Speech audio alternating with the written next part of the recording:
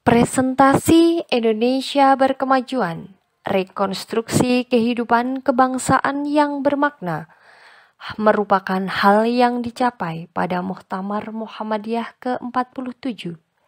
Presentasi dalam rangka pemenuhan tugas pemikiran dan ideologi Muhammadiyah, Program Manajemen Pendidikan Agama Islam Universitas Muhammadiyah Magelang oleh Irma Sulistianingrum. Assalamualaikum warahmatullahi wabarakatuh.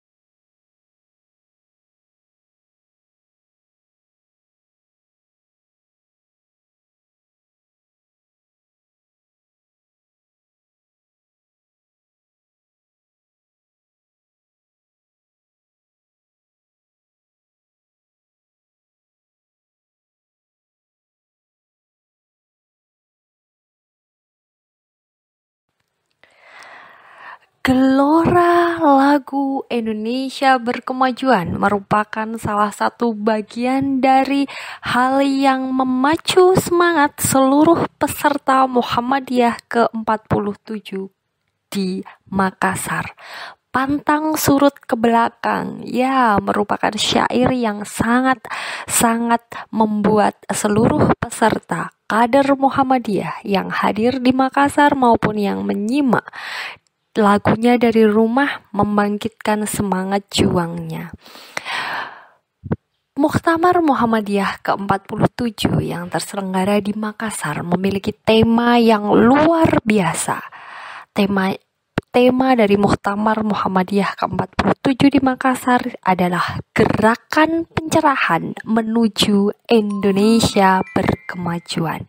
Luar biasa, gerakan pencerahan yang mungkin memiliki arti bahwa kita akan menuju sebuah masa di mana masa ini akan jauh lebih baik dari masa sebelumnya. Pencerahan tentunya ada secercah sinar pencerah di sana yang akan membuat masa kita menjadi lebih dari masa yang kita lewati sebelumnya. Menuju Indonesia berkemajuan. Tentunya Indonesia akan menjadi Indonesia yang lebih maju, lebih cerah dengan seluruh sumber daya yang dimiliki, dengan seluruh teknologi yang dikuasai. Muktamar Muhammadiyah ke-47 dan 1 abad Aisyah di Makassar yang terselenggara pada tanggal 3 hingga 7 Agustus 2014 bertepatan dengan momentum menjelang hari ulang tahun kemerdekaan Republik Indonesia ke-47. Gerakan Pencerahan Menuju Indonesia Berkemajuan yang merupakan tema yang diusung dalam penyelenggaraan acara ini merupakan sebuah pemantik penyemangat untuk kita semua, bahwa di mana Muhammadiyah merupakan sebuah organisasi Islam yang dalam pandangan dunia memiliki kemajuan, memiliki proses yang sangat dinamis dalam berkemajuan. Saat ini adalah saat yang tepat Muhammadiyah berkomitmen terhadap Pancasila dan Undang-Undang Dasar 1945.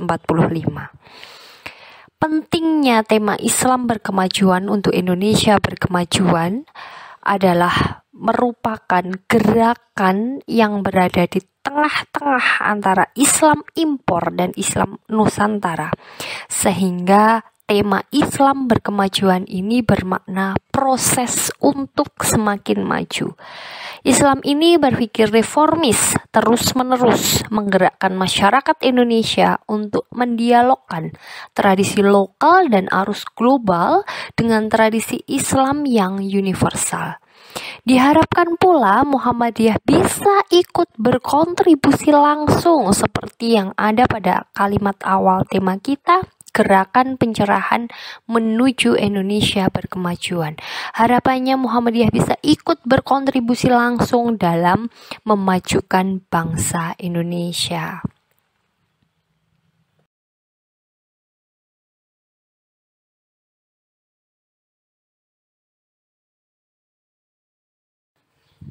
Seiring sejalan dengan harapan yang tertuang dalam tema penyelenggaraan Muktamar Muhammadiyah ke-47, tentunya Muhammadiyah juga menghadapi beberapa tantangan untuk berkontribusi dalam gerakan pencerahan menuju Indonesia berkemajuan.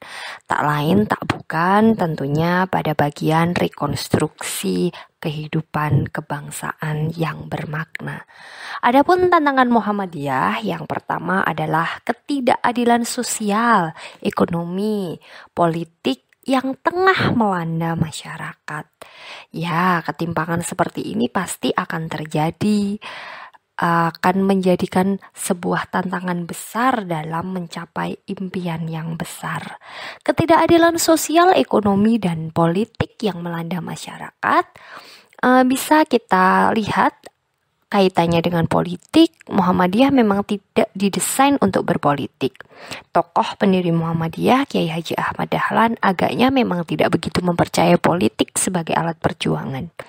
Meskipun demikian, Muhammadiyah dalam rekam jejaknya tidak anti politik. Buya Syafi'i Ma'arif dalam tulisannya di kolom Resonansi Republika yang berjudul Siapa Pemimpin Muhammadiyah 2015 hingga 2020 memberikan saran agar Muhammadiyah harus terjun ke gelanggang kebangsaan dengan menyiapkan para kadernya yang berkualitas tinggi untuk ambil peran utama dalam proses perbaikan bangsa dan negara agar terhindar dari kegagalan. Namun demikian, hal-hal di lapangan tentunya menjadikan sebuah tantangan untuk Muhammadiyah. Kegaduhan politik Indonesia yang akhir-akhir ini diperlihatkan oleh para elit merupakan akar masalah dari pertumbuhan ekonomi yang semakin melemah dan ketidakadilan sosial masih saja terjadi. Puncaknya yaitu terjadi konflik. Kemudian tantangan yang dihadapi kedua adalah kaitannya dengan arus sekularisme, materialisme yang juga melanda dunia. Ini merupakan tantangan besar bagi warga Muhammadiyah. Pada era globalisasi seperti saat ini, Indonesia mau tidak mau harus masuk ke dalam arus tersebut. Namun dengan catatan tidak boleh terseret oleh arus. Keterbukaan warga Indonesia yang semakin baik dan demokratis merupakan kondisi yang menguntungkan bagi Muhammadiyah. Karena peran Muhammadiyah akan semakin mudah diterima. Namun dengan catatan bahwa Muhammadiyah harus bisa bergerak secara dinamis, luas dan kooperatif agar mudah diterima masyarakat dalam radius yang lebih luas. Sedangkan tantangan yang ketiga adalah cengkeraman kapitalisme global yang berdampak langsung kepada pembangunan dan orientasi kehidupan yang memuja materi dan kesenangan duniawi. Kesenangan duniawi, ya, jangan sampai amal usaha yang dimiliki Muhammadiyah terjadi pergeseran paradigma, yaitu berorientasi kepada profit dan menjauhkan dari nilai teologi Al-Ma'un. Sebagaimana kita tahu bahwa nilai-nilai yang ada di teologi Al-Ma'un ini merupakan gerakan awal Muhammadiyah. Tantangan ini merupakan tantangan kita bersama. Dalam mewujudkan Indonesia yang berkemajuan, kita harus bisa menyeimbangkan kondisi sosial, ekonomi, dan politik. Lebih khusus di kita sebagai warga Muhammadiyah, lebih umum kita bisa mengimbaskan ke seluruh masyarakat Indonesia. Kita juga harus bisa menyikapi arus sekularisme dan materialisme. Kita juga harus menyikapi kapitalisme global yang berdampak sangat langsung di bangsa kita ini.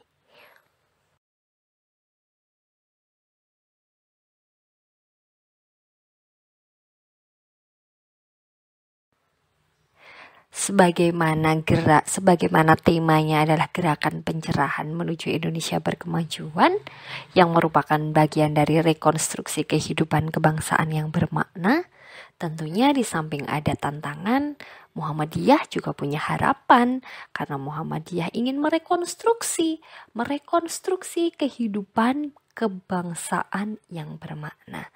Harapannya sangat luar biasa. Yang pertama, Muhammadiyah harus mampu memperluas jangkauan dakwah sehingga tercipta arena baru dalam melakukan pencerahan. Ya, semakin kita memperluas syiar kita, semakin kita bisa mengimbaskan segala ilmu teknologi yang kita miliki, reputasi Muhammadiyah sebagai organisasi modern yang besar akan semakin mudah dikenali di pelosok negeri ini. Tanpa harus meninggalkan jati diri Muhammadiyah, harus mampu memperluas jangkauan dakwah sehingga tercipta arena baru dalam melakukan pencerahan. Maka menjadi penting bagi kita kader Muhammadiyah untuk memahami ideologi Muhammadiyah yang menjadi pondasi gerakan Islam. Dengan memahami dan mengaktualisasikan ideologi Muhammadiyah, siapapun yang berada dalam lingkungan Muhammadiyah akan memahami siapa dirinya dan bagaimana harus bersikap, berpikir, dan bertindak sesuai dengan prinsip-prinsip yang berlaku dalam Muhammadiyah. Apabila kita sudah bisa bersikap demikian, kita bisa mengimbaskannya, tentunya Muhammadiyah, nama Muhammadiyah akan semakin besar. Dan nama Muhammadiyah juga bisa dikenal sehingga lebih mudah menghadapi tantangan tadi karena sudah semakin banyak yang sepaham dengan kita. Harapan yang kedua, Muhammadiyah harus memperluas arena dakwah yang selama ini belum tergarap dan tersentuh. Contohnya seperti ikut serta dalam menyiapkan pada kadernya yang berkualitas di bidang politik untuk ambil peran utama dalam proses perbaikan bangsa. Ya, meskipun tadi disampaikan bahwa Muhammadiyah bukan lembaga yang terbentuk dari ranah politik, namun kita sebagai kader Muhammadiyah perlu pentingnya mengambil peran dalam proses perbaikan bangsa dengan dasar yang kuat, dengan dasar pemahaman Islam yang kuat. Kita sebarkan segala kebaikan, kita syiarkan hal-hal yang ada pada ideologi, yang ada pada Muhammadiyah sesuai dengan ideologinya di seluruh pelosok negeri yang selama ini mungkin belum terjamah, tergarap, tersentuh, sehingga teman-teman yang ada di tempat-tempat lain memiliki pemikiran yang sama dengan kita, sehingga kita bisa ikut andil dalam proses perbaikan bangsa secara tidak langsung. Dan harapan yang ketiga, Muhammadiyah bersama warga Muhammadiyah ke depan dalam keikutsertaan pengembangan karakter yang sudah diakui dunia internasional. Dipungkiri atau tidak, Muhammadiyah memiliki rekam jejak yang luar biasa. Tak lain dan tak bukan salah satunya di dunia pendidikan. Dalam pengembangan karakter ini Muhammadiyah memiliki peran yang luar biasa. Seluruh sekolah-sekolah Muhammadiyah terus berusaha meramu konsep bagaimana agar pendidikan karakter anak bisa tercapai. Mulai dari membiasakan sholat wajib berjamaah, sholat sunnah, dan program-program lainnya yang benar-benar membentuk karakter yang menjadi khas dari Muhammadiyah ini. Tentunya harapannya bisa menjawab seluruh tantangan tadi di atas secara tidak langsung berkontribusi memajukan bangsa. Setiap orang memiliki perbaikan dalam pemahaman terhadap iman Islam lebih meningkat lagi, dan ketika seseorang lebih mempunyai kualitas lebih dalam berketuhanan, tentunya karakternya juga akan menyesuaikan.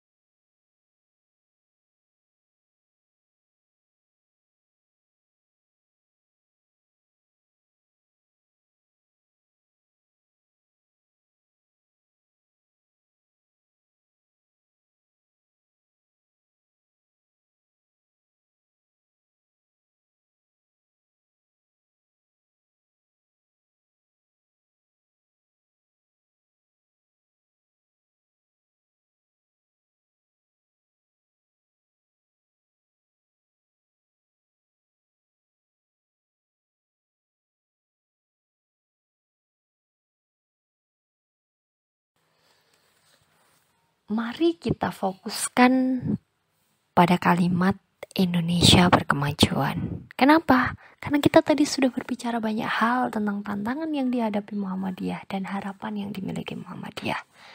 Dan kita harus fokus pada rekonstruksi kebangsaan untuk mewujudkan Indonesia berkemajuan. Ya, rekonstruksi kehidupan kebangsaan yang bermakna salah satunya bisa kita capai dengan melakukan gerakan Indonesia berkemajuan. Seperti kita ketahui, Indonesia masih stagnan, mengalami penyimpangan dan peluruhan dalam berbagai bidang kehidupan kebangsaan.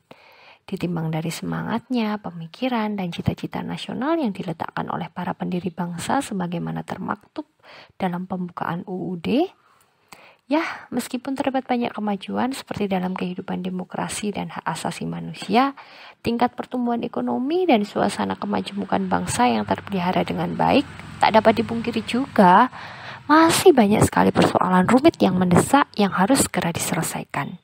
Di antara masalah-masalah yang cukup serius, salah satunya adalah kasus korupsi yang masih masif, penegakan hukum yang masih lemah, tajam ke bawah dan tumpul ke atas, kesenjangan sosial yang masih melebar, masih semakin banyak orang yang berpenghasilan menengah ke atas atau bahkan kaya raya, namun kemiskinan juga masih bisa didapatkan di mana-mana.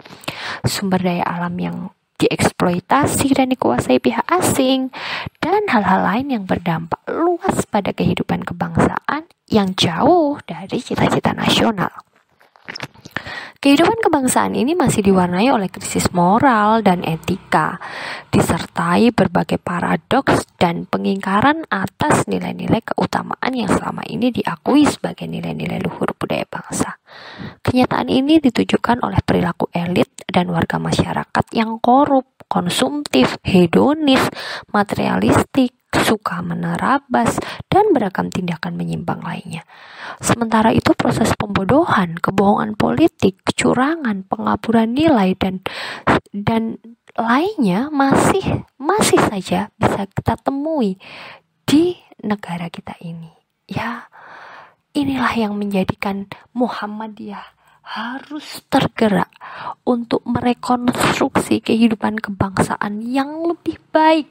Salah satu caranya adalah dengan mengusung tema Indonesia berkemajuan. Mari berkemajuan, mari membuat Indonesia lebih baik lagi, mari bersama-sama membuat Indonesia menjadi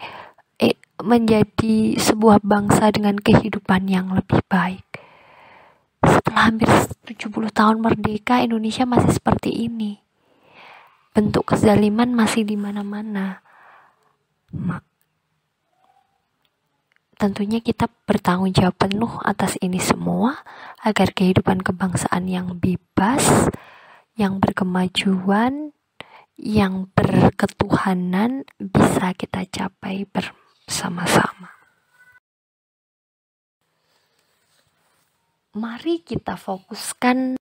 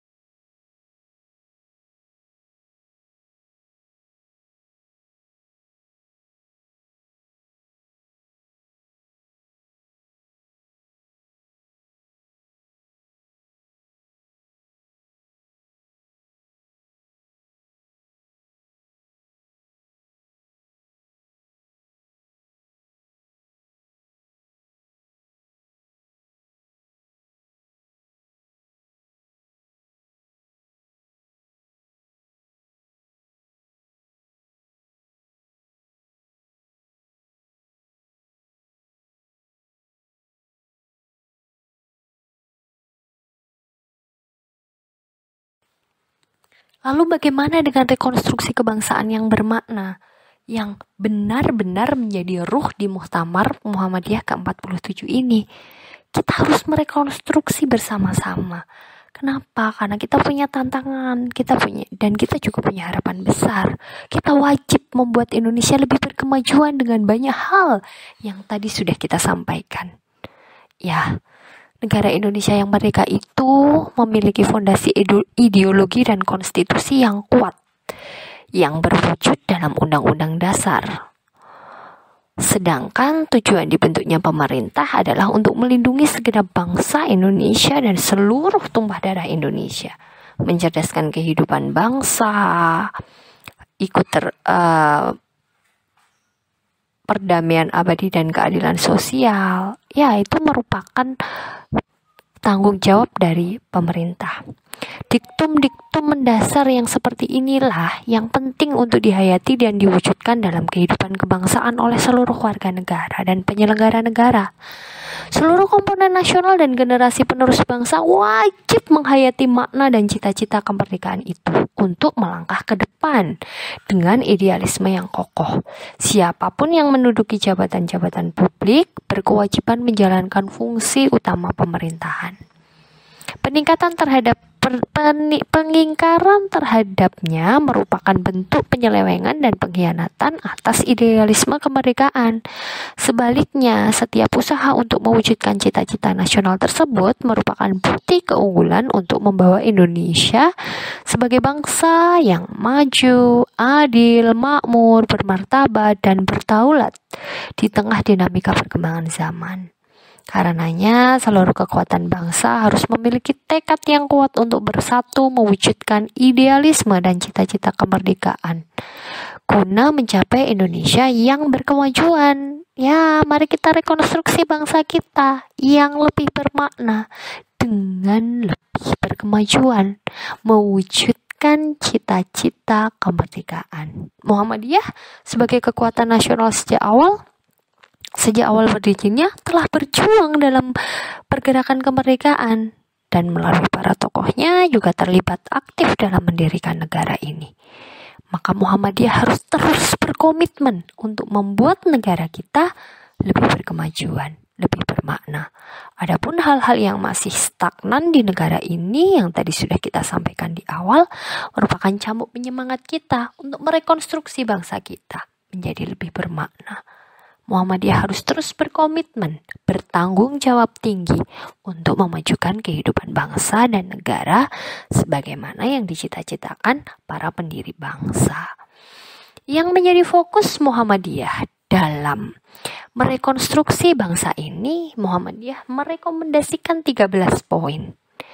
Di antaranya, perguruan tinggi Muhammadiyah menjadi COE atau Center of Excellence.